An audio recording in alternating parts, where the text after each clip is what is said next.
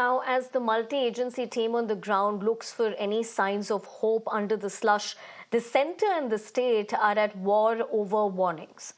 Home Minister Amit Shah claimed that multiple warnings were sent to Kerala by the centre before landslide struck Wayanad on July 30th, that is, but they were ignored. The Home Minister says 7 days before the tragedy, on July 23rd, the Kerala government was warned about a possible calamity due to heavy rains and that the centre dispatched NDRF to the state.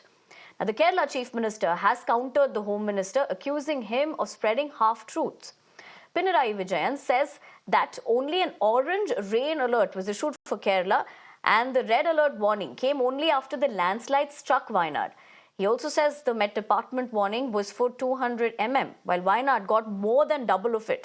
He also says the centre sent the NDRF because the state had requested for it. Listen in.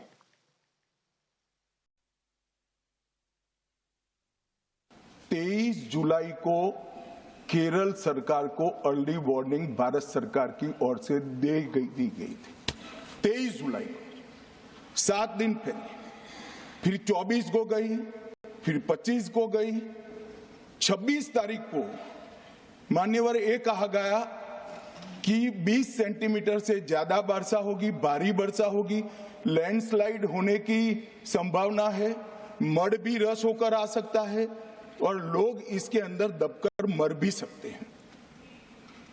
मैं कुछ कहना नहीं चाहता था मान्यवर, मगर भारत सरकार की अर्ली वार्निंग सिस्टम पर सवाल किए गए, इसलिए मैं कहता हूं प्लीज लिसन अस, मत चिल्लाइए, प्लीज रीड इट। जो वार्निंग भेजा है उसको पढ़िए जरा। और इस देश में कई राज्य सरकारें ऐसी हैं जिन्होंने इस प्रकार की वार्निंग का उपयोग कर जीरो कैजुअलिटी डिजास्टर मैनेजमेंट किया है। ദുരന്തമുണ്ടായ പ്രദേശങ്ങളിൽ ഓറഞ്ച് അലർട്ടാണ് ആ ഘട്ടത്തിൽ നിലനിന്നിരുന്നത്. അവിടെ 115നും 204 മില്ലിമീറ്ററിനും ഇടയിൽ മഴ പെയ്യും എന്നായിരുന്നു കേന്ദ്ര കാലാവസ്ഥാ കേന്ദ്രത്തിൻ്റെ മുന്നറിയിപ്പ്. ഇന്നലെ ഞാൻ അതിലൊരു ഭാഗം പറഞ്ഞതാണ്. എന്നാൽ എത്ര മഴയാണ് പെയ്തത്? ആദ്യത്തെ 24 മണിക്കൂറിനുള്ളിൽ 200 മില്ലിമീറ്റർ, അടുത്ത 24 മണിക്കൂറിനുള്ളിൽ 372 മില്ലിമീറ്റർ മഴ. ഇതാണ് ഈ പ്രദേശത്ത് പെയ്തത്. അപ്പോൾ 48 മണിക്കൂറിനുള്ളിൽ 572 മില്ലിമീറ്റർ മഴയാണ് പെയ്തത്. അപ്പോൾ മുന്നറിയിപ്പ് നൽകിയതിലും എത്രയോ അധികമായിരുന്നു അത്. ദുരന്തം ഉണ്ടാകുന്നതിന് മുൻപ്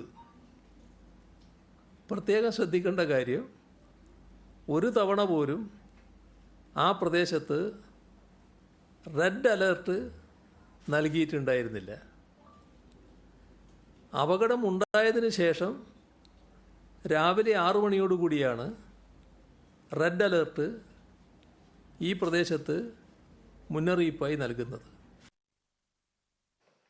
Now, 4 days